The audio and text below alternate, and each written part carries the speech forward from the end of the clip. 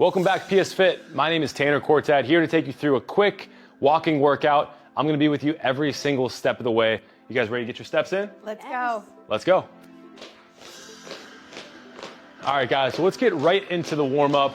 So let's start with that walk. So let's find that beat right there. Find that pace, that's our speed. So as we get these heart rates up, I want you guys working hard. I got your back. Listen to my voice and just do exactly what I do, okay? Side steps are coming. We're gonna go this way. Just watch me. In 4, 3, 2, 1. Side step, side step. Always starting with the feet here. Out together, out together, out together. Perfect. Working those hips. That's it. Get everything loose. Turn your brain off. Let me be your voice, okay? Focus on the present. Your future self is gonna thank you, I promise. We're relieving anxiety and stress, releasing those happy hormones, those endorphins, to make us feel good. That's what this is all about, okay? Side step, side step, side step, side step for 4, 3, 2, and 1. So if you guys have been walking with me, know I go through these 4 core moves. The first is a walk, second is a side step, third is a kick. 4, 3, 2, and 1, it's a kick right there. So since we are in the warm-up, just kick it right low in front of you. I love a warm-up because there's no pressure with this, right? We're just kind of moving around. Good, good, good. Getting our mind right, our body right, and just kick for 4, 3, 2. Always come back into that walk. So during this 10-minute workout, if you guys do get lost, that's perfectly fine. Just come right back here. This is your foundation. This is your home base. Do what you can, okay? Knee lifts are coming. 4, 3, 2, and 1. Knee lift, knee lift, knee lift, knee lift. All right, guys, we're picking up the pace. Let's go 4, 3, 2, and 1. Walk, walk, walk, walk. Warm up is done. It's time to pick it up. You girls ready to rock? Ready. Let's get those steps in. Side steps are coming. In 4, 3, 2, and 1. Side step, side step. You got this. Let's sit low. Picking up the pace, guys. Big calorie burn. Side step, side step, side step. That's it. Get athletic with this movement. You got this. Come on. Good, good, good, good. Open and close those arms. Big calorie burn movement right here. Perfect. Yes. That's it, Mina. Way to work at home. Come on. Woo! Yes. How we feeling, Fatima? We feeling good? Yeah. She's always feeling good. That's my girl. Love you guys. Keep on going. Come on. Here's 4, 3, 2. Back to walking right here. Walk, walk, walk, walk. That's it right there. Kicks are coming in 4, 3, 2, and 1. Let's go. Kick, kick, kick, kick. Opposite arm reach. Let's kick that foot up a little bit higher. Good, good. Kick, kick. That's it. Focus. Come on. Time to reconnect with our body, recharge those batteries, revitalize our minds with this walking workout. You got this. Just stick with it. It's burning. Come on. Hey. Let it burn. Come on. That's it. Way to move. Here's 8, 7, 6, 5, 4, 3, 2. Come on. And walk, walk, walk, walk, walk. Side steps are coming. Here we go. Out together, that's it. Simple movement, but effective. Come on. Sometimes life isn't always gonna move forward. Sometimes you have to take a step to the side and watch. Sometimes you gotta take a step back, which is perfectly fine. That's why in this workout, we're moving on all planes, all right? Side steps are coming. Let's go doubles here. Double, double, double, that's it. Perfect. Now sit low, open and close those arms. Reverse fly and a chest fly, that's it. If you guys have a band at home, you can always increase the intensity by adding some resistance. Right now, we don't even need it. We're just moving. Let's go. 4 more. Here we go. Here's 4. Here's 3. Let's go. Here's 2. Come on. Woo. And last Lost one. Me there Walk for it a here. second. Hey, if you get lost at home, that's fine. Just come right back here. Okay? I'll meet you where you are. Kicks are coming. Here we go. Kick. Perfect. Core stays tight. Working coordination, working balance, core strength. Everything. You don't always need to lay on the floor to work your abs. Working them right now. Kick a little bit higher. Let's go. Reach, reach, reach. That's it. Perfect. Amazing work. Come on. Perfect. Way to move. Here's 4, 3, 2, knee lifts right here. Let's go. Lift. Amazing, guys. Way to work. Halfway done with this workout. You guys got this. 10 minutes. It's a quick hitter. I don't want to hear the excuses you don't have enough time. Everyone's got 10 minutes. Come on. Good. That's it. Drive it up. Higher. Higher. Standing crunch is coming. Make that fist. Crunch down. Lots of reps here, guys. This is your time. Get them in. Come on. Rep it out. Woo! Yes. Yes. 10 more reps. Let's go. Together for 9, 8, 7, 6, 5, 4, 3, 2, and 1. Walk. Woo! Walk. Woo! That was awesome. Yeah. Let's keep it going. Come on. Pump those arms. Stick with me. We're almost done. Wide base. Kickbacks are coming. Low base, heel to glute. Kick, kick, kick, kick. Hands on hips. Way to work, guys. Working those hamstrings. It's a simple hamstring curl. Good. Working that posterior chain. Let's go hands, palms facing the back. And all we're gonna do is press, press, press, press, press. Core stays tight. Good, good, good. Watch me, guys. Hands are all the way up. Pull down. Here we go. Working those back muscles, hamstrings, glutes, all those back muscles. And the back side of the body are getting work right now. Full body worth of work right here. Come on. Let's get it. Good. Reach high, pull down. Yes, yes, yes, yes. 10 more. Here's 10, 9, 8, 7, 6, 5, 4. Come on, Mina. 2, and 1. Last one. Woo! Way to work, guys. Killing it. Walk with me right here. Good, good, good. Tap outs here. Just tap, tap. So anytime we want to work more of our glutes, which is what a lot of people want, working that backside. So we're going to hinge over. So if we hinge over a little bit more, yes, just like that, Fatima, that's where we have more glute activation. Or if we're a little bit more upright, we work quads. I feel like I feel it more. Yeah, exactly. That's perfect form. Good, good. Hinge, hinge. Good, good. So let's just start to turn this into a little bit more of a turn. Yes, and push, push, push, push, push. How's that feel? Good. Team feels good. Keep it going, guys. 4, 3, 2, and 1. Let's walk it out here. Good. Walk. All right, guys. Hey, we're already at the cool down. That's a lot of steps in a short amount of time. All right, I'm gonna join my team. Let's go up 2, back 2. In 4, 3, 2, and 1. Up, 2, and back. 2. Up, 2, back, 2. Let's breathe. Breathe in. Breathe out. Breathe in. Breathe out. Last one. Up, 2, and back. 2. Walk, walk. Perfect, guys. Small kicks here. Let's cool it down. Hands on hips. That's it. So be grateful you guys were able to move your bodies today. I'm so happy you guys decided to press play and work out with me and my team today. Let's finish strong, okay? That's it.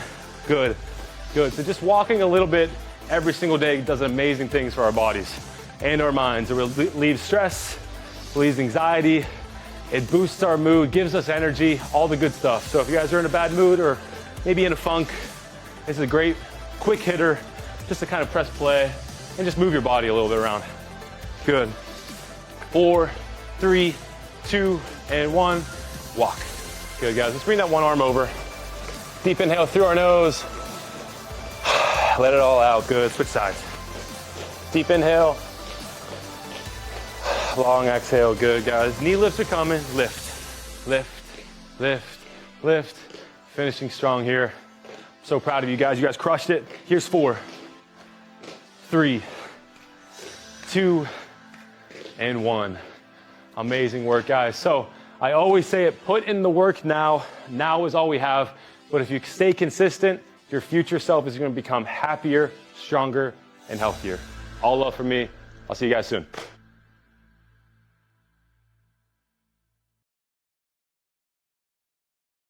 Welcome! Перед вами партнеры, новый уровень, новый этаж.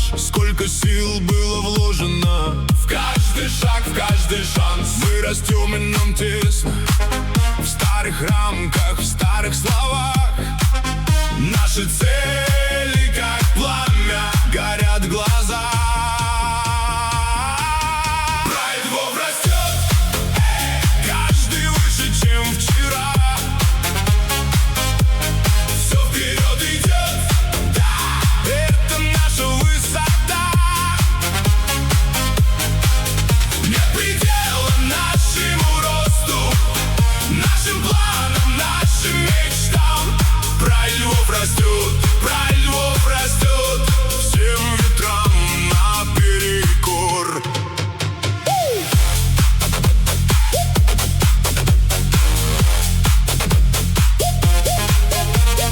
Каждый успех, как ступенька. Кто рискнул, тот уже выиграл бой. Мы делим не только победы, мы делим характер, стальной настрой. Зал встает и нас слышит, каждый голос сливается в рык.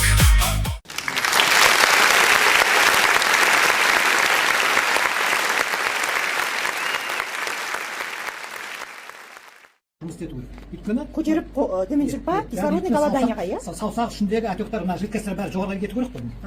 Осылай болады, иә? Бұрын 2-3 минут ыстық шай, антилепитин шай, не болса ыстық су ішу керек. 38 градус. Содан кейін міне келесі былай қазақ өзі Ыстық сумен респиратор. мына бетін қараңыз, міне. Мынау не? Бүкіл табандағы нүкте. Яғни бүкіл 12 меридианға жұмыс істейді. Аяқтан қозғалып отырған дұрыс. Енді аяқ іскендер адамдар отыра алмайды көбі.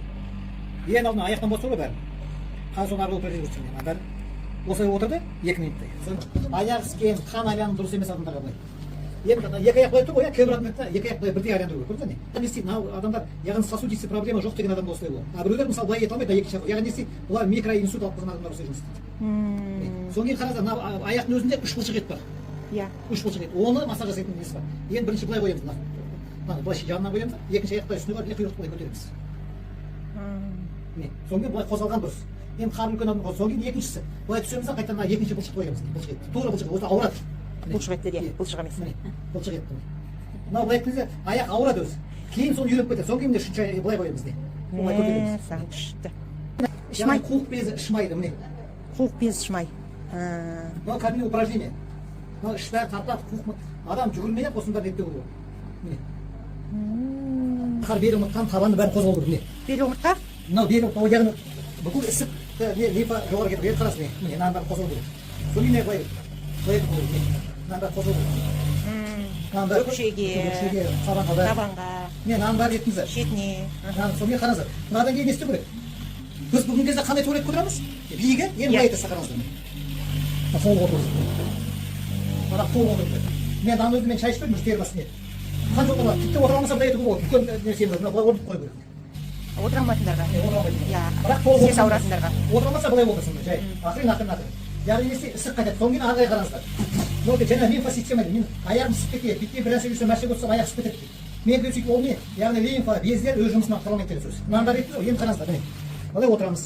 2, 3, 4, 5, 6, 20, 30 рет осылай етесіз. Сол бұлшық ет біздің екінші жүрек.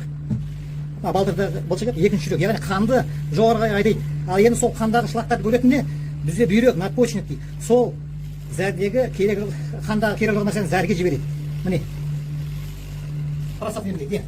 Біреулер аяқ қой. Енді аяғыңыздар. Аяқ бұрлайды. Міне. Қараңыздар. Содан кейін артодан былай қозғалып отырмыз. Былай қозғалып отырмыз. Мына бездің бәрі. Содан қараңыздар. Мына құйрықтың екінші жерінде не бар бізде? Нерв. Яғни седалищный қысым құйрық қозғалу керек. Мысалы үйде менде төрде осы істеп тұр. Полностью осыған жарты сағат осы істеп менікі. Міне. Бәрін қозғалу керек. Кейін оны сұқыр дейді. Яғни жоғарылай. Аяқ тартылмайды. Міне. Былай қоямыз. Міне былай қоямыз. Не істейміз? Қозғаламыз ары. Міне. Яғни біз бүкіл нүктелерге жұмыс етеміз. Міне. Сонда мойынның мөлшерін мына жерде 2 таңдып жүрді ғой. Оны ақырын тигізуге болады. Содан кейін былай етеміз. Алғаш кетіп ауырады бері омыртқа бәрі. Міне. Содан кейін былай етсеңіздер, міне қарым бар адамдарға міне. Мына кәдімгі сізге силовой упражнение сияқты. Міне сан сүйеу. Міне. Кәдімгі бақа сияқты. Былай етсеңіздер ол кері. Неге? Өйткені сіздің қаныңыз 100% сұйық болса, яғни қанда бүкіл микро макроэлемент болса, оны не толықтырады? Біздің өлімдер толықтырады. Сол кезде сіз қартаймасыз, таңертең қанды сүйек, яғни 95-ші беземен жүресіз деген осы. Қайырлы кеш, құрметті Алаш елінің ардақтылары, ұлы дала ұрпақтары, қасиетті қазақ елі, сіздердің нұрлы жүздеріңізді осындай үлкен залда көргеніме өте қатты қуаныштымын. Менің есімім Асия, фамилиям Аралбаева. Әрине, мен ең бірінші компанияға 14 жасымда төсекте жатып, денсаулығыма байланысты келген болатынмын. Врачтардың қойған диагнозы ДЦП болатын, мына екі қол кеудеге жабысып қалған күйі, аяқтарын қазақтағы 8 сан секілді өрілген күйі 900 грамм 21 сантиметр болып өмір есігін аштым. Қазақта айтады, ауырып еміз дегенше дейді, ауырмайтын жол ізде дейді. Сөйтіп, сол Алла тағаладан келген сынақты жеңу мақсатында қай жерде мықты врач, қай жерде мықты профессор, Асия мен мамасы сол жерде болды. Бірақ өкінішке орай өзімнің ойымдағы, арманымдағы нәтижеге қол жеткізе алмадым. Алматы қаласындағы Ақсай больницасына жылына 4 мәрте барам. Ешқандай нәтиже болмайды, қайтадан қайтып келем. Осы жолым, может быть, мен жүріп қайтатын шығармын, аяғыммен жүріп қайтатын шығармын деген үлкен үмітпен барам, бірақ өкінішке орай ешқандай жүре алмай қайтатынмын. Сөйтіп жүрген уақытта арада 14 жыл уақыт өтті. 14 жасында мен Тенши компаниясына келдім. Онда да менің жоғары тәлімгерім Көктілеуов Талғат Өтінтілеуұлы ауылға мамаға келіп, компанияның өнімдерін ұсынып, компанияның денсаулыққа байланысты берілетін мүмкіншіліктерін анама айтып, маған денсаулыққа өнімді ішкізді. Өнім өз нәтижесін көп күттірген жоқ. 3 ай дегенде аяғыма зәңгіре бастады. Сөйтіп, 1 жыл дегенде төсектен тұрып, колеске отырып, колескеден жүру мүмкіншілігіне ие болдым. Сонан кейін мен 20 жасымда ең жас 8 жұлдыз статусын Алматы қаласында циркта үлкен мен признание алдым. 20 жасында 8 жұлдыз жаптым. 27 жасында қола арыстан, 27 жасында күміс арыстан жаптым. Қазір мен міне не то что денсаулық, не то что ақша, самостоятельно болып, үлкен компанияның беріп жатқан мүмкіншілігі бизнесін жасап жатырмын. Қаншама елде болдым. Алдыңғы қатарда отырған лидерлардың барлығымен бірге, қаншама шетелдерде бірге демалдық. Аллаға шүкір. Сіздерге көп-көп рахмет, құрметті әріптестер. Сіздердің мені қолдауларыңыздың арқасында, маған берген мотивацияларыңыздың арқасында мен емделдім, рухани тұрғыда емделдім. Не то что өнім, менің жан дүниемді емдедіңіздер. Одан кейін әрине мен компанияның бизнесін жасадым. Қаншама мотивационный программа шығады, сол мотивационный программаның барлығын алдым. Қытай еліне 3 мәрте, Дубайға, Турцияға, Москваға 3-4 мәртеден анам екеуміз талай жерге бардық. Одан кейін енді менің айтарым, ең жас пенсионерка ретінде, жизнь только начинается. Өмір енді ғана басталады. Мен 60-тамын, мен 65-темін, мен 70-ге жақындап қалдым деп айтып атқан апалар, өмір енді ғана басталады. Сіз қай кезде өмірге күлімдеп қарайсыз, сол кезде сіздің өміріңіз сол кезде басталады. Енді мен барлықтарыңызды жақсы көрем. Компанияға келіңіздер, компанияда барлығы бар. Мен бір емес компаниядан 2 пенсия алам. Сөзімнің соңын мен жыршымағымен аяқтағым келеді, қабыл алыңыздар. Өзіңді оят, дабылың қақсын арманың. Өзіңді оят, жүре бермей түңіліп, күдіктеніп, қорқып кідіріп, тұтансын сенде жалын беретін жүрекке, ұмтылдыратын ұлы арман және бір үміт. Өзіңді оят, дабылың қақсын арманың. Күтуде талай жетістіктерің алдамын, шабыттанғайсың, жарқын болашақ жайында. Уайым қайғының астында сөніп қалмағын. Өзіңді оят, адам екеніңді еске алып, білімнің жолын, ілімнің жолын төске алып, өмір дегенің өткенің емес қалғаны. Жүрген жоқсың сен жақсылықтардан кеш қалып, өзіңді оят, күшіңді сезін жасындай, талантың таудай, тек қана жатыр ашылмай, үлкен ойыңмен, үлкен жобалар бастарсың, ұмтылсаң досым, ұялшақтыққа бас ұрмай, өзіңді оят, жүгенін жүректің демегін маған, орынсыз жердегиліктің, қиындықтарға сынақ деп қара батпайтын, мен дағы қалқан күресіп жүріп шынықтым. Өзіңді оят, өтірік ойларымен түс көрмей, қиялдап жүріп қалмасынсың істелмей, әрекеттенгін, әрекет өмір өзегі, білмедің деме аспаннан жаңа түскендей. Өзіңді оят, өмірің өтіп кетпесін, орала қоймас уақыт дегенің өткесін, армандарыңды жүзеге асыр жігермен, көңіліңдегі көгілдір раушан көктесін. Қайырлы күн барлығыңызға. Бүгін біз Кенші компаниясының жаңа өнімі кардишейкті ішіп көретін боламыз. Кардишейк деген мынадай өнім. Бұның ішінде жоқ емес нәрсе жоқ. Бұның ішінде растительный белок бар. Злак пен бобовыйлар бар, кардицепс бар, рейши, ягоды, годжи дейді, финики, унабы дейді. Бұл продукт богат белком, заряжает энергией, заменяет один прием пищи дейді. То есть бұны біз бір тамақтың орнына іше аламыз. Ужинның немесе завтрактың, обедтің. Поддерживает баланс круга усин, растительный продукт. Ішінде 14 саше мынадай. Қазір мына бір стакан суға, 300 грамм суға езіледі екен. Питательный коктейль. Аты. Питательный коктейль.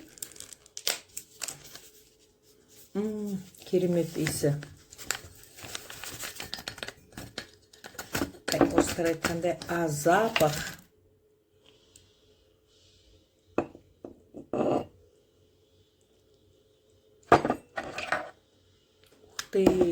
Біздің қазақтың несінің иісі шығады ішінде. Тар мен талқанды сүтке езгенде иіс болады ғой. Сол иіс шығып тұр. Керемет екен. Гүлжипа ханым, жаңа сіз өзіңіздің немереңіздің бұрынғысы аллергия дедіңіз ғой, сезон аллергия өте қатты қиналып, нәтижесі болды деп айттыңыз. Сол жайында айтып өтіңізші. Менің үлкен немерем, Дәулет деген немерем бар үлкен. Соның бір күні барып үйіне барып қонсам, отырып ұйықтап отыр. Отырып демала алмайды, жатсыға тұншығады, отырып ұйықтап отыр екен. Сол жақын күнде өзім детоксқа кететін болдым. Сонымен өзіммен бірге немеремді алып кеттім сол детоксқа. Детоксқа апардым, бір детокстан немеремнің аллергиясы қойды деп айтсам да болады. Бірақ одан кейін 30 күн пребиотик ішті. Одан кейін дыхательный элемент иіскеді. Сонымен қазір вообще классный результат. Ұйықтайды, нормально, тұншықпаймын, ештеңке қылмаймын деп өз сөйтіп айтатын маған. Апа, рахат демалып жүрмін деп. Бір ғана детокстан? Бір детокстан сондай результат болды. 3 күндікке бардыңыздар ғой? 3 күндікке бардық. 3 күн бірінші күні іше алмады. Ішсе құсып мұрнынан шығып кетіп сөйтіп жүрді. Содан кейін екінші, үшінші күндері уже өте жақсы ішті. Барлық продуктам келгеннен кейін ішіп бітті. Бірақ бір ай, ровно бір айға мен пребиотик әпердім да, пребиотик артына ішті. Одан кейін дыхательный иіскейді. Сәл мұрнына бітеліп келе жатса, қазір даже грипповать етіп қалса да, сразу дыхательный иіскейді. Значит, аллергия, кімде сезонный аллергия, онда ағзаны тазалау керек. Именно детоксқа бару керек. Детоксқа бару керек, обязательно. Детоксқа бармаса болмайды деп ойлаймын мен. Өйткені біз ол көп болған ауырып жүргеніне. Мамасы ой ауырады, аллерголог апарып жүрмін, сөйтіп жүрмін, бүйтіп жүрмін деп жүретін. Соны бір күн барып қасына қонғанда жаңағыдай оқиға болды ғой. Тұншығып, ұйықтай алмай отырып ұйықтап отыр ғой бала. До такой степени уже граніне жеткен, бала отырып ұйықтап отыр. Мен детоксқа кеттім. 3 күнде өте жақсы результат алып кеттік. Керемет нәтиже екен. Рахмет, немереңізге, өзіңізге мықты денсаулық. Деймін.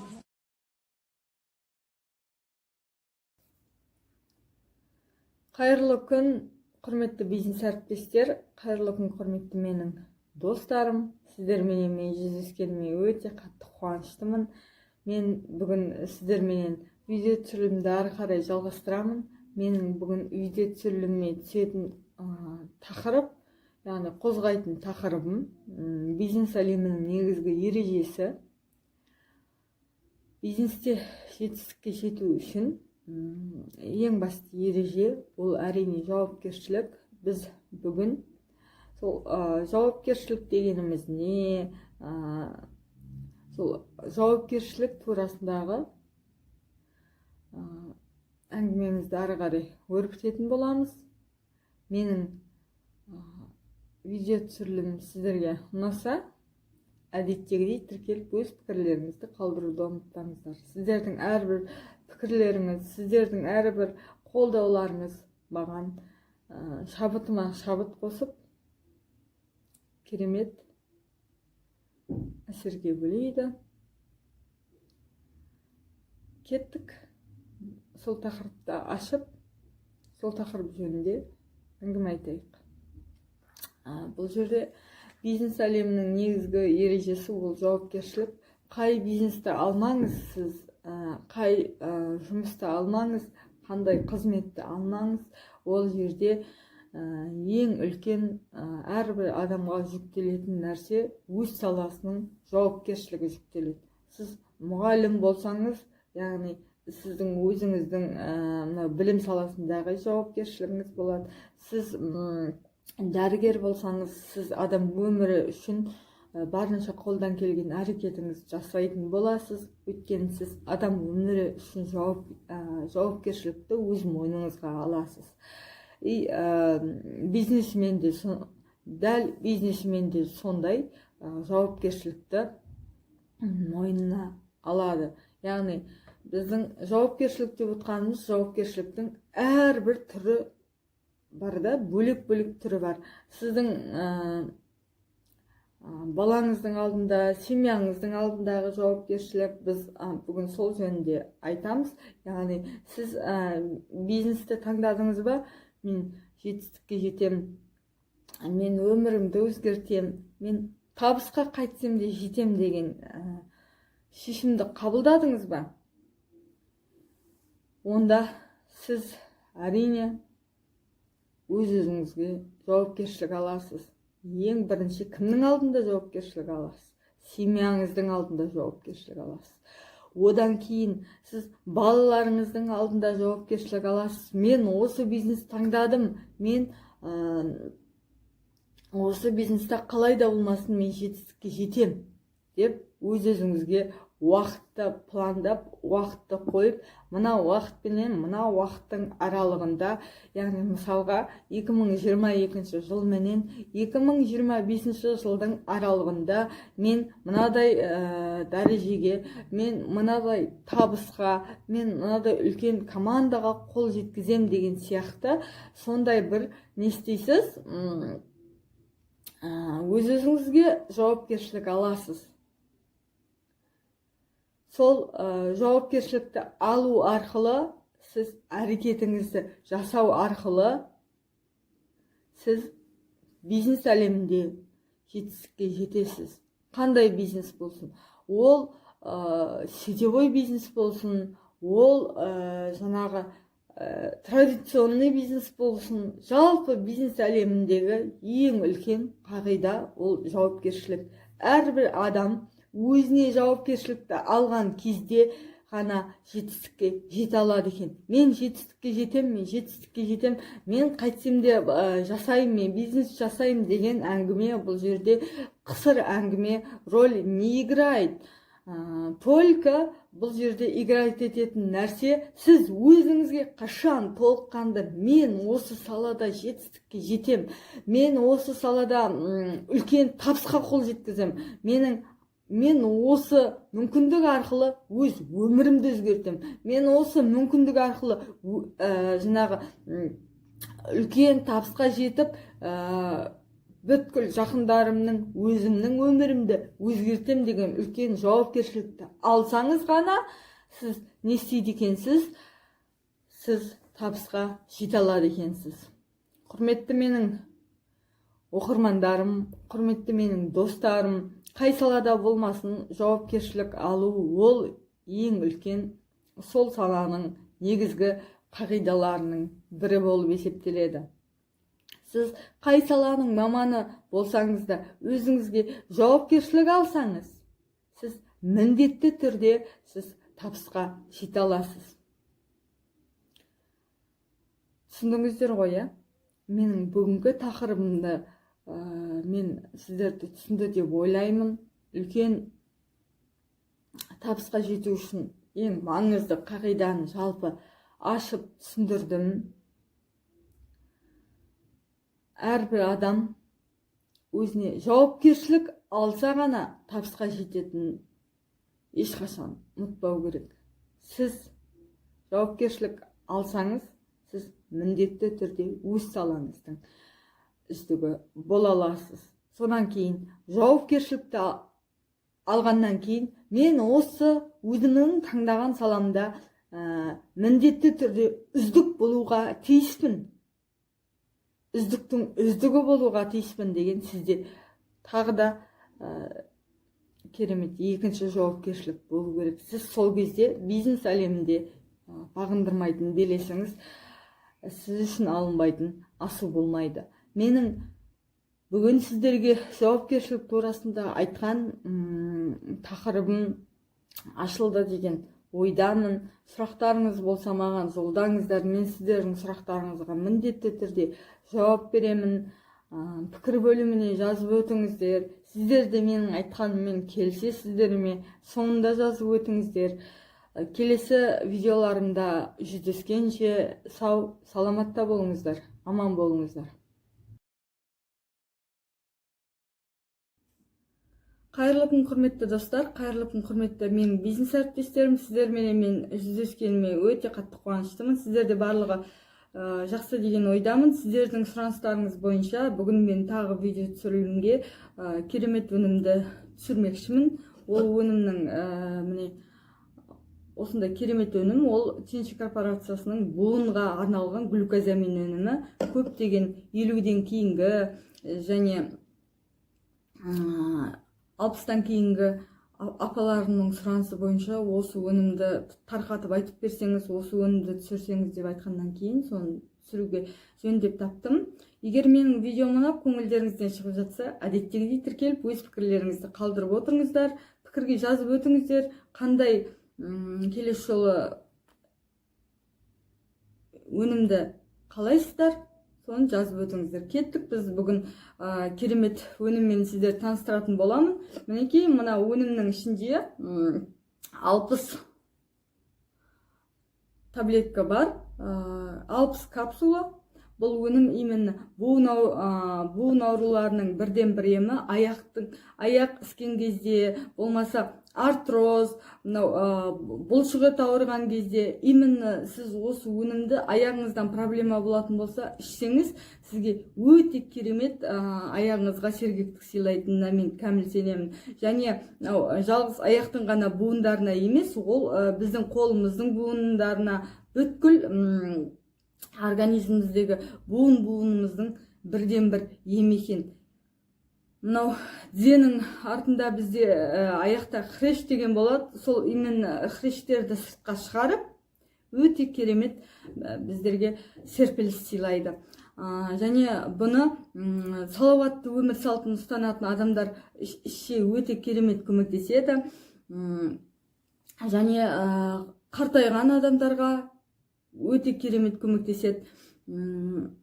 Менің өзім бұл өнімді ең сүйікті өнімім. Күніне мен 6 капсуласын қабылдаймын. Азында 2, түсте 2, кешке 2-ін қабылдаймын. Мен жүрген кезде аяғымды өте керемет жеңіл сезінем. Менің өзім негізі барлықтарыңыз білесіздер аяғымның ауыратындығын. Сол аяғымның ауыратындығына именно мен осы өнімді ішіп, қазір ол ауырсынуды мен ешқандай байқамаймын. Құрметті менің оқырманым, егер сіздің қандай да болмасын буыныңыз мазалайтын болса, онда сіз осы өнімді міндетті түрде бір 2-3 упаковкасын ішсеңіз, сізде ешқандай мазалау, ауырсыну болмайды. Менің бүгін сіздерге айтқан бүткіл аяқтың барлық буындардың ауырсынуын басатын бат өнімі, глюкозамин өнімі жөнінде мен айттым. Сіздерге ұнады деген ойдамын. Егер ұнаса, өз ойларыңызды лайкпенен, пікірменен, подписаться бөліміне өтіп, тіркеліп, білдіріп отырыңыздар. Келесі видеоларда жүздескенше сау, саламатта болыңыздар. Добрый день, я Смогулова Загипа, город Сатпа, Казахстан. По профессии я медсестра, люблю свою профессию. В жизни часто простуда привело к осложнению киста легкого и удалено одно легкое. После операции принимала много таблеток, укола и системы, началась астма. Плюс еще более 35 лет страдаю аллергией на антибиотики. Из-за снижения иммунитета однажды заболела пневмонией с осложнением жидкостно-сердечной оболочки. И меня отправили в Астану. Благодарю своих врачам. Все, что смогли, помогли. Но они сказали мне, что с этими болями жить будет всю жизнь. Из-за двух одышки плохо спала, из-за боли желудка не могла кушать, поэтому не было силы. Я молилась Всевышнему, что Он дал мне исцеление, не хотела смириться с этими болями, искала другие пути. Аллах дал мне в виде подарка продукции Тиньши. И были сомнения, поможет или нет, у меня не было выхода. Я решила продукт пить. Пропивая, я почувствовала облегчение. Одышка стала мягче, начала кушать, хорошо стала спать. И не представляете, через 6 месяцев получила колоссальные результаты. Самой было интересно, что за чудо БАДы, а как это действует. Прошла УЗИ, сделала все анализы. И все врачи удивились, что давление в норме. Прошла ПГДС, глотала шланг. УЗИ удивился, что ворсинки не поврежден, и нет следов язвы желудка. Рентген-снимке нет пневмонии. Приступ астмы тоже исчез. Жидкость на сердечной оболочке и все болезни ушли. Сегодня я чувствую прекрасно. Полностью прекратила прием гормонов препаратов. И даже пигментная пятна на лице исчезла. И помолодела. Добрый день, меня зовут Асыл Турсунбаева, я из города Караганды, Казахстан. В 2012 году мне поставили диагноз онкология, 3-я стадия по-женски с метастазами в легких. Я прошла операцию и 6 курсов химиотерапии. Химия мне не получилась так, что химия мне не дала никаких результатов. И я, веря-не веря, начала пить продукцию компании Тиньши. Я пила по усиленной программе. Это был чай антилипидный, это кальций детский по 3 пакетика в день, хитозан по 2 капсулы каждые 2 часа, с 6 утра до 11 ночи. Я пила кардицепс, холикан, цинк, двойная целлюлоза. И пропив по такой усиленной программе 2 месяца, я прошла обследование в местной больнице. Мои метастазы, они ушли, они остановились. Но чтобы закрепить результат, я решила пропить продукцию еще. И я пила продукцию еще полгода. И через полгода меня пригласили, дали направление пройти обследование полное в городе Астана под КТ. И вы знаете, результат превзошел мои ожидания. Я получила очень мощный, шикарный результат, и на сегодня я живу полноценной жизнью. Значит, когда состояние было крайне тяжелым, сморщивание обеих почек, хронический диализ, я просто искал возможности, как выжить, как немножко улучшить свое состояние. Я буквально приполз в компанию Тиньши на продукт. Через 5-6 месяцев получил результат. И сейчас я веду активнейший образ жизни. Я нахожусь на фестивале, занимаюсь этим бизнесом. И я не хочу говорить о том, какой я был, потому что это было крайне тяжелое состояние. Инвалид 1-й группы. Практически врачи давали прогноз, что надолго меня не хватит. И как-то раз я услышал, как мой доктор супруги говорил такие слова: «Купкежет пейда, дай далмызар». То есть готовьтесь, его надолго не хватит. Я подошел и говорю доктору: вы знаете, есть такая изба индейская, палки, обтянуты шкурами, треугольная форма. Знаете, как называется? Как называется? Говорю, фиг вам называется. Не дождетесь. И вот получается, допустим, вот я с этой мыслью хожу, живу, работаю и продолжаю принимать продукт. И вы знаете, я просто удивился тому, что благодаря продукту излечиваются те заболевания, которые считаются неизлечимыми в официальной медицине. То есть вот такие, как рассеянный склероз, такие, как системная красная волчанка, запущенные случаи онкологии и так далее. поэтому все это имеется, и мы просто вот удивлены, что есть такая возможность, есть такой продукт, который помогает тогда, когда уже практически уже все опустили руки и считают, что невозможно ничем помочь. Вам всем успеха, счастья, будьте здоровы. Серик Моисеевич, скажите, пожалуйста, а вот после вот этого случая, да, сколько времени прошло?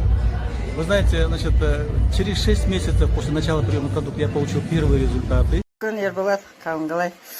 Мына бізде бүгін детокста Ерболат, Аягөзден, Сәрсенбаев Құрманғали менің бизнес серіктесімнің дистрибьюторы. Жақсы нәтижесі бар еді, сонымен бөліседі. Қалай Ерболат, қалайсың? Бірінші рет келіп тұрсың ба детоксқа? Иә, бірінші. Сізде қандай диагноз болды? Қалай енді детокста, қалай нәтижелер алып жатсыз өзіңіз? Қанша болды ішіп жатқаныңызға өнімді? 2 айдың ішінде іштім. 2 ай болды ма ішіп жатқаныңа? Жасың нешеде қазір? Жасым 37. Неше жыл болды ауырғаның эпилепсия болып? 9 жасынан қайда болды. 9 жасынан? Сен шыйда қанша күнде нәтиже жаймен шығып жатыр? 2 айдың ішінде результат бар. 2 айда. Біздің қандай өнімдерді іштіңіз? Цинк мозговой. В основном, да? Соны көп ішіп жатсыз ба? Цинк мозговойды? Полностью программамен что? Кардицепс, хитозан. Бәрі бар ғой, полный жаңағы. Біздің жаңағы комплексный программа, үлкен вид программаны ішіп жатсыз ғой. Ал енді Чунжаға бүгін, Чунжаға келіп отырсыздар ғой. Қанша бүгін 3-ші күн ба сіздер? Қалай екен Чунжаның суы? Күшті екен.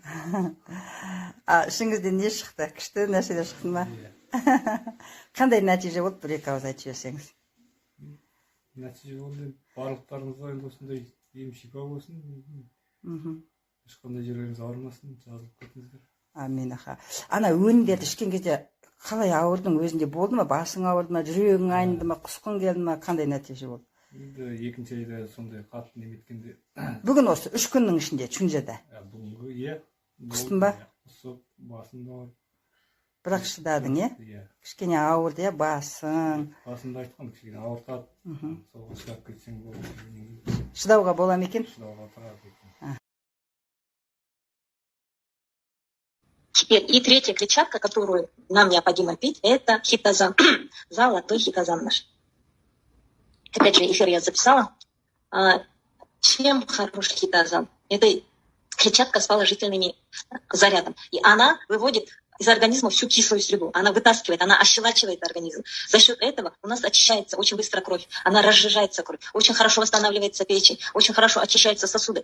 У него при длительном потреблении он может вычистить вот эти атеросклеротические бляшки. Это раз. Второе, вот где они оторвались, там какие-то остаются такие раневые поверхности, на которые могут обратно сесть какие-то те же тромбы, те же бляшки. Вот он их как бы заживляет и образуется гладкая поверхность. А если вы пьете наш чай и разжижаете кровь, а плюс еще пьете или векан, или омегу, которые просто отполировывают сосудистую стенку, и наши эти эритроциты, там тромбоциты, они носятся как электропоезда по нашей крови, вот тогда вы получаете просто супер эффект. Вот такая клетчатка очень полезна. Причем хитозан чем хорош, он может восстановить печень, даже если там осталось от него 30%, даже меньше. Он обладает мощным как бы регенерирующим эффектом. Вот как морская звезда, она же отращивает свои щупальца, то же самое здесь происходит. Плюс у хитозана, что хорошо, мощнейший эффект, он предупреждает развитие метастазов. Особенно люди, которые болеют онкозаболеваниями, там уже, господи, раковая опухоль, она безмерно растет, во-вторых, она хочет быстро распространиться по всему организму. Вот хитозан, он как краб, он начинает вот эти все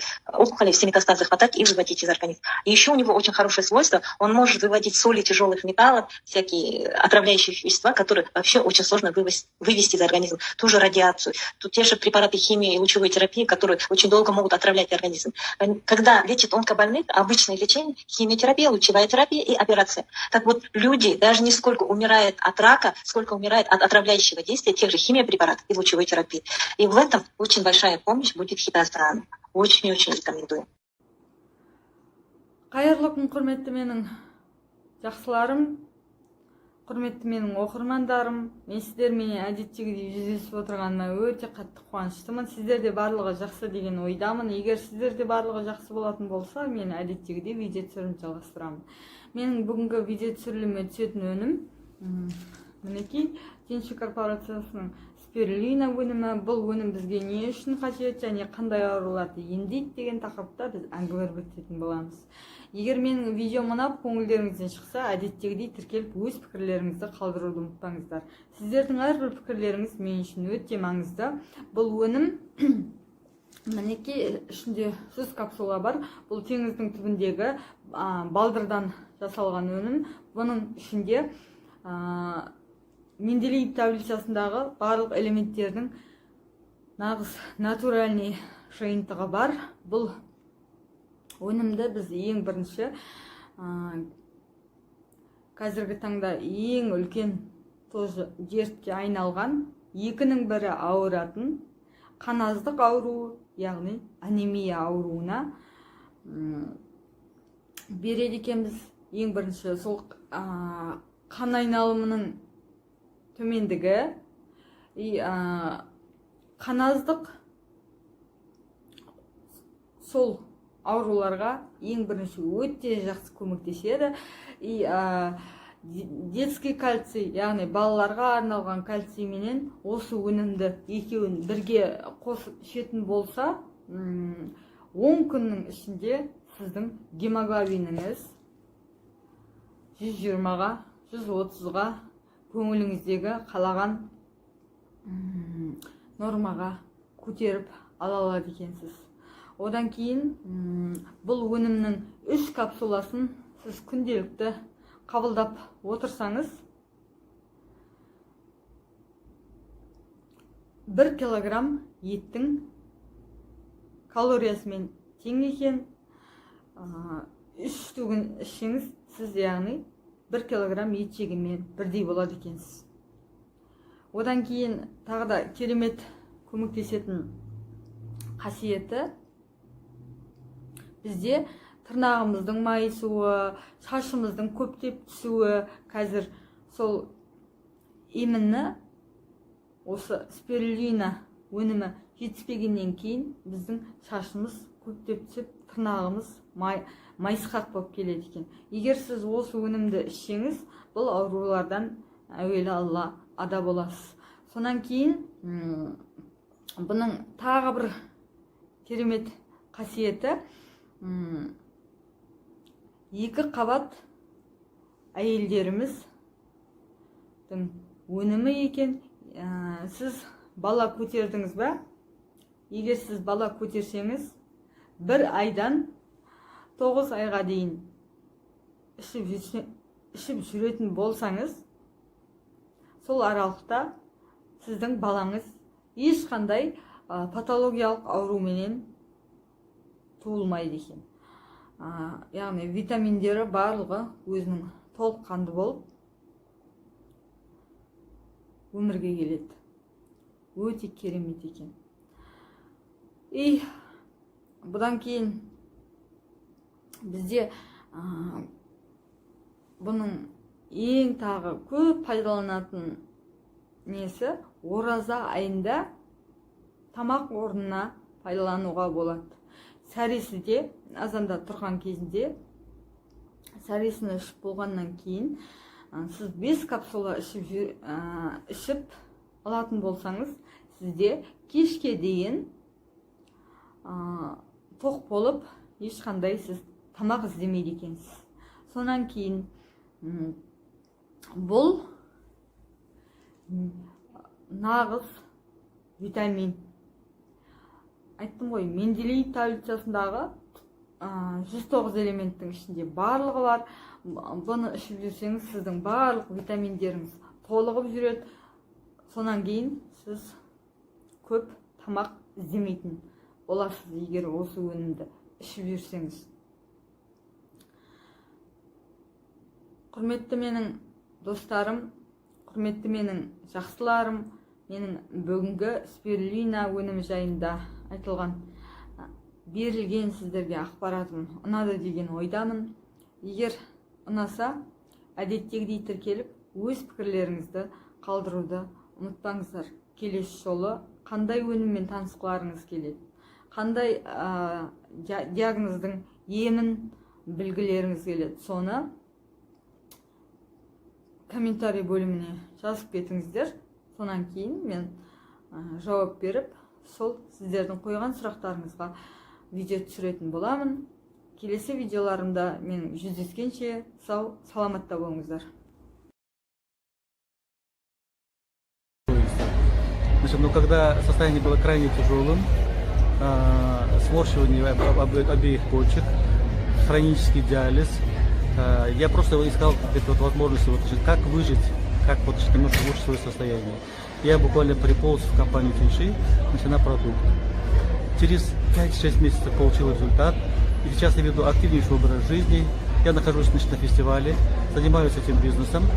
И я не хочу говорить о том, какой я был, потому что это было крайне тяжелое состояние. Инвалид первой группы. Практически врачи давали прогноз, что надолго меня не хватит. И как-то раз я услышал, как мой доктор супруги говорил такие слова: «Көпке жетпейді, дайындалыңыздар». То есть готовьтесь, его надолго не хватит. Я подошел и говорю доктору: вы знаете, есть такая изба индейская, палки, обтянуты шкурами, треугольная форма. Знаете, как называется? Как называется? Я говорю, фиг вам называется. Не дождетесь. И вот получается, допустим, вот я с этой мыслью хожу, живу, работаю и продолжаю принимать продукт. И вы знаете, я вот просто удивился тому, что благодаря продукту излечиваются те заболевания, которые считаются неизлечимыми в официальной медицине. То есть вот такие, как рассеянный склероз, такие, как системная красная волчанка, запущенные случаи онкологии и так далее. Поэтому все это имеется, и мы просто вот удивлены, что есть такая возможность, есть такой продукт, который помогает тогда, когда уже практически все опустили руки и считают, что невозможно ничем помочь. Вам всем успеха, счастья, будьте здоровы. Серик Моисеевич, скажите, пожалуйста, а вот после вот этого случая, да, сколько времени прошло? Вы знаете, значит, через 6 месяцев после начала приема продукта я получил первые результаты. Добрый день, меня зовут Асыл Турсынбаева, я из города Караганды, Казахстан. В 2012 году мне поставили диагноз онкология, 3-я стадия по-женски с метастазами в легких. Я прошла операцию и 6 курсов химиотерапии. Химия мне не получилась так, что химия мне не дала никаких результатов. И я, веря не веря, начала пить продукцию компании Тиньши. Я пила по усиленной программе. Это был чай антилипидный, это кальций детский по 3 пакетика в день, хитозан по 2 капсулы каждые 2 часа, с 6 утра до 11 ночи. Я пила кардицепс, холикан, цинк, двойная целлюлоза. И пропив по такой усиленной программе 2 месяца, я прошла обследование в местной больнице. Мои метастазы, они ушли, они остановились. Но чтобы закрепить результат, я решила пропить продукцию еще. И я пила продукцию еще полгода. И через полгода меня пригласили, дали направление пройти обследование полное в городе Астана под КТ. И вы знаете, результат превзошел мои ожидания. Я получила очень мощный, шикарный результат, и на сегодня я живу полноценной жизнью. Бизнес әріптестер, қайырлы күн, құрметті менің ютубтағы оқырмандарым. Мен сіздермен әдеттегідей жүздесіп отырғанына өте қатты қуаныштымын. Сіздер де барлығы жақсы деген ойдамын. Егер сіздер де барлығы жақсы болатын болса, мен әдеттегідей видео түсірілімді жалғастырамын. Менің бүгінгі видео түсірілімде қозғайтын тақырыбым 24 сағат уақытты қалай тиімді пайдаланамыз. Жалпы 24 сағат деген уақытымыздың біз қалай қадіріне жете білеміз. Және сол 24 сағат уақытымызды арнап отырып, біз қалай жетістікке жетеміз деген тақырыптарда әңгіме өрбітетін боламыз. Егер менің видеом ұнап, көңілдеріңізден шығып жатса, әдеттегідей тіркеліп, өз пікірлеріңізді қалдыруды ұмытпаңыздар. Сіздердің әрбір пікірлеріңіз мен үшін өте маңызды. Ең бірінші, біз мына нәрсені ұғынып алуымыз қажет. 24 сағат уақыт ол Алладан берілетін, адамзат баласы үшін ең үлкен сый. Сол 24 сағат уақытты біз тиімді пайдалана білуіміз керекпіз. Ол 24 сағат уақыттың тиімді пайдалану үшін ең бірінші оны біз график составлять етуіміз қажет екен. Яғни күн тәртібі. Азанда оянғаннан бастап кешке дейін біз уақытымызды тиімді пайдалануымыз керек екен. Ол уақыттың ішінде біз жұмысты да жасап үлгеруіміз керек. Ол уақыттың ішінде біз Алла тағалаға құлшылығымызды да жасап үлгеруіміз керек. Бұл өмірдегі барлық іс әрекетімізді жасап үлгеруіміз керек. Неге? Өйткені ертеңгі 24 сағат уақыт сізге Алла тағаладан беріле ма, берілмей ма, оны бір Раббымыз өзі біледі. Қаласа бізді оятады, қаламаса біз оянбаймыз. Ол шындық нәрсе. Шындыққа тура қарауымыз керек. Сіз 24 сағат уақытыңызды қалай пайдаланасыз? Қай уақытта не істейсіз? Әрбір минутын, әрбір секундын, минутын, сағатын біз жоспарлауымыз керек екен. Жоспарлау арқылы ғана біз ең бірінші осы уақытымызды тиімді пайдалана алар екенбіз. Екінші, күн тәртібін жазған кезде қай уақытта істейміз? Сіздің қолыңызда план болу керек. Азанда оянғаннан бастап кешке дейін не істейтініңіз, қай уақытта, қай минутта, қай секундта не істейтініңізді сіз жазу арқылы ең бірінші сіздің ойыңыз порядкіде болады. Екінші, уақытыңыз сіздің порядкіде болады. Сол нәрсені біз жаза білуіміз керек екен. Үшінші, 24 сағат уақытымыздың біз қадірін білдік. Неге?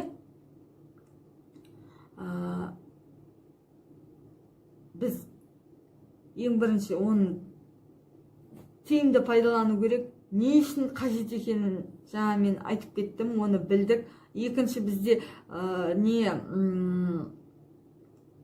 күн тәртібін жазуымыз керек екен. Әр минутымызды, әр секундымызды іс әрекетімізді жазуымыз керек. Үшінші бар, біз әрекетке көшеміз. Осы үш нәрсені білсеңіз ғана сіз 24 сағат уақытыңызды тиімді пайдалана алады екенсіз. Осы үш нәрсені білмесеңіз, сіздің уақытыңыз тиімсіз өтіп кетеді. Ертеңгі уақыт сізге беріле ма, берілмей ма? Сондықтан сіз қандай мамандық иесі болмаңыз, сіз дәрігер болыңыз, сіз сетевик болыңыз, сіз сату саласының маманы болыңыз, жалпы жүрек қалауыңызбен таңдап алған мамандық иесісіз. Сол салада сіз уақытыңызды тиімді пайдаланып, сіз жетістікке жете білуіңіз керексіз. Жетістікке жетудің ең басты, ең бірінші шарты, бай адамдардың жетістікке жетуінің құпиясы сол 24 сағат уақытын тиімді пайдаланады. Қай уақытында не істейтінін жоспарлап ол жазылып қойған. Сол жоспарменен жүреді. Сол жоспарда жазылған іс әрекеттерді, жұмыстарды жасау арқылы өмірін өзгертіп, миллионер болуға қадам жасайды. Және миллионер болып та жатыр. Сіз осы үш нәрсені білсеңіз, сізде уақытты тиімді пайдалануды білгеннен кейін, сіздің де өміріңіз өзгеретініне, өміріңіздің бір қалыпқа келетініне мен кәміл сенемін. Менің бүгінгі видеом сіздерге ұнады деген ойдамын. Егер ұнаса, пікірлеріңізді қалдырып кетіңіздер. Келесі видео түрінде қандай тақырыпты қозғағанымды қалайсыздар? Сол жөнінде айта кетіңіздер. Келесі видеомда жүздескенше сау, саламатта болыңыздар.